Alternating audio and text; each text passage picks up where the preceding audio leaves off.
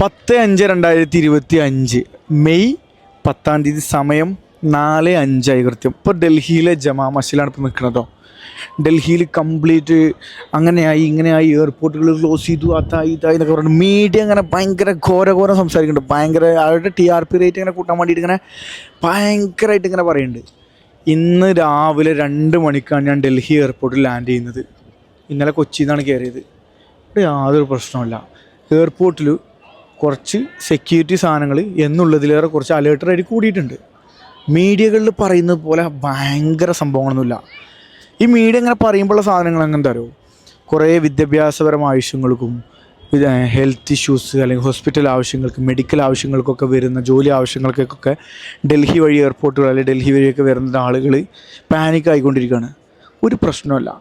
ചില സ്ഥലങ്ങളിൽ ഭയങ്കരമായിട്ടുള്ള ക്രൗഡുള്ള സ്ഥലങ്ങൾ, ജമാ മസ്ജിദിൻ്റെ മുന്നിലുള്ള മീന ബസാർ, അങ്ങനത്തെ വലിയ വലിയ ക്രൗഡുള്ള സ്ഥലങ്ങളിൽ കുറച്ച് വെട്ടിച്ചുരുക്കൾ സംഭവിച്ചിട്ടുണ്ടെന്നല്ലാതെ ബാൻ ചെയ്തിട്ടോ അല്ലെങ്കിൽ നമുക്കിവിടെ വരാൻ പറ്റാത്ത സിറ്റുവേഷൻസ് സാധനങ്ങളൊന്നുമില്ല. ദയവ് ചെയ്തിട്ട് പ്രത്യേകിച്ച് നമ്മുടെ മലയാളം മീഡിയയിലുള്ള ആളുകൾ, നിങ്ങൾക്ക് അവിടെ ഒന്നും കിട്ടുന്ന ഇൻഫർമേഷൻസാണ്, അതൊന്ന് പ്രൂഫ് റീഡ് പോലും ചെയ്യാതെയാണ് പല ആളുകളും. നമ്മളൊക്കെ ജേർണലിസം പഠിച്ച വിദ്യാർത്ഥികളാണ്. ഇതൊന്നും മീഡിയ എത്തിക്സിൽ പറഞ്ഞ സാധനങ്ങളല്ല.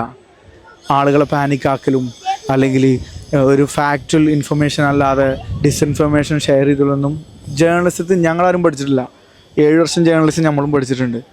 സോ ദയവായിട്ട് ഫേക്ക് ഇൻഫർമേഷൻസ് ആരും കൊടുക്കാതിരിക്കുക. ഡൽഹിയിൽ എല്ലാ സ്ഥലങ്ങളും ആദ്യം എങ്ങനെയാണോ കണ്ടിരുന്നത് അതുപോലെ തന്നെ നമുക്ക് കാണാൻ പറ്റും. ഇപ്പോൾ ജമാ മസ്ജിദിൽ, red fort, India gate, Humayun tomb, Rashtrapati Bhavan, India gate, എല്ലാ സ്ഥലങ്ങളും ഇതേപോലെ ഓപ്പണായിട്ട് കണ്ടുകൊണ്ടിരിക്കുന്നുണ്ട്. മീഡിയയിൽ പറയുന്നത് പോലുള്ള പാനിക് ആവേണ്ട സിറ്റുവേഷൻസ് ഒന്നും ഡൽഹിയിലില്ല. ഓക്കെ.